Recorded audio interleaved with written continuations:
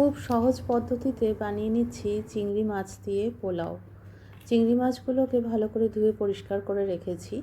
কড়াই গরম হয়ে গেছে, এখানে দিচ্ছি বেশ খানিকটা সর্ষের তেল। আমি সবসময় সর্ষের তেলটাতে রান্না করতে ভালোবাসি। এর মধ্যে দিয়ে দিলাম সামান্য একটুখানি নুন, অল্প একটু হলুদ। এবার আমি মাছগুলোকে দিয়ে দেব। মাছগুলোকে একটু হালকা করে ভেজে নিয়ে মাছগুলো তুলে নেব। একটুখানি জল জল রয়েছে তেল, আমি আর তেল দেবো না, অনেকটাই তেল দিয়েছিলাম। এখন দিয়ে দিলাম এর মধ্যে তেজপাতা।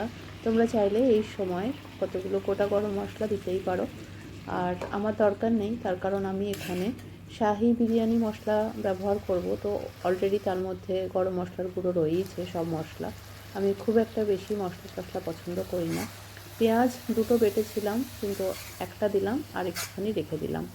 এবার ভালো করে মশলাটা কষিয়ে নিলাম, ঢাকা দিয়ে দিলাম আরও ভালো করে কষে আসবে তার জন্য। এবার এর মধ্যে বানিয়ে রাখা গোবিন্দভোগ চালগুলো, এটা আমি ভাতটা আগেই বানিয়ে রেখেছিলাম। ঠান্ডা চাল দিলে খুব সুন্দর ঝুরঝুরে হয় পোলাও বা ফ্রায়েড রাইস, যেটাই তোমরা করো না কেন। গরম গরম একটুখানি আঠালো হয়ে যায়, চ্যাটচ্যাটে হয়।